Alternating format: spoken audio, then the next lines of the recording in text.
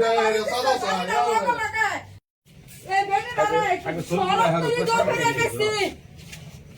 তোরা এটা কি হরে থয়ে গেলে একটা ওরা হরে না আর পায়ে দেখুন মাই বুদ্ধি দেয় আমাকে তারা খালি জ্ঞান কাটে হাই খালি দেও মেরা কে গো রুতা মায়া দেন আমরা ইস্তর বলতে তুমি তোলে ভাইস প্রেসিডেন্ট না 3 বার মেম্বার সেই হেবড়া এই করতে না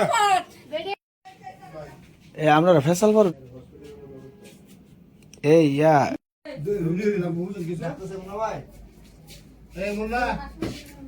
মুন্না ভাই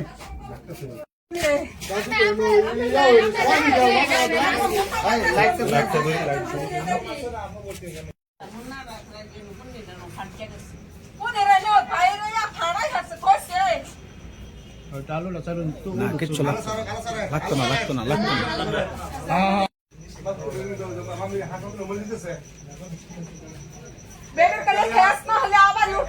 আপনার ব্যাকে দূর 50 জন লোক একজন লোক দেখুন কথা 50 জন লোক একজন কত দিয়েছে আমারে দেন দায়া এবার ঢুকছে কত দিয়েছে হেন্দা সরব কাছে দিয়েছে এডি হে টাকা ব্যাগ পুরো বাড়ি ঢুকছে ঘেরা হলি স্যার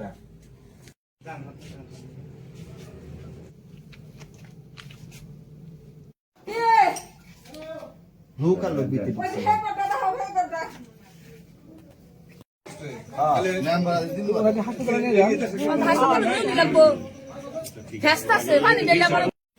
যারা যারা ইনজুরি একটা গাড়ি ম্যানেজ করব ফোন দিবার গেলে না তোর নাম্বার যাইতো না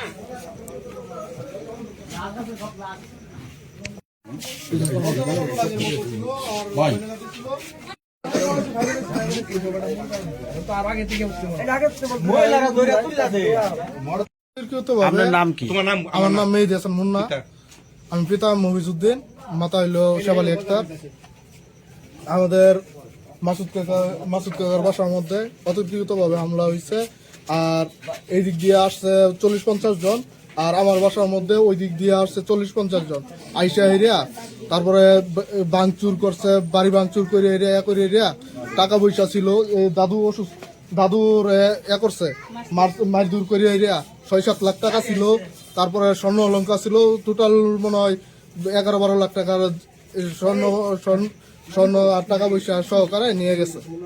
এগুলা আপনি চিনতে পারছেন? অতিরিক্ত ভাবে মামলা করে। কারা হামলা করছে চিনতে পারছেন? এটা উজ্জ্বলের ভাগনা ছিল, সাব্বিরা ছিল, মিরাজা ছিল, রনিয়া ছিল, শওকতা ছিল, আরো অনেক লোকজন ছিল। অনেক লোকজন আমি তো প্রত্যেককে চিনি না, করি না। উজ্জ্বলে দীর্ঘদিন ধরে করতেছে আমাদের উপর। আপনাদের বাড়িতে হামলা করার কারণ কি? কামরা কি অতিরিক্ত ভাবে টাকা চায়, করে হুমকি ধমকি করে আমাদেরকে। কি উজ্জ্বলের নেতৃত্বে শওকত, সাব্বির, মিরাজ 30 থেকে 40 জন, তাদের 3 জন একদম মানে নেতৃত্বে আমার ঘর বাড়ি ভাঙচুর করিয়া লুটপাট করিয়া টাকা ছিল, স্বর্ণ ছিল, কোম্পানির বিল ছিল 5,54,000।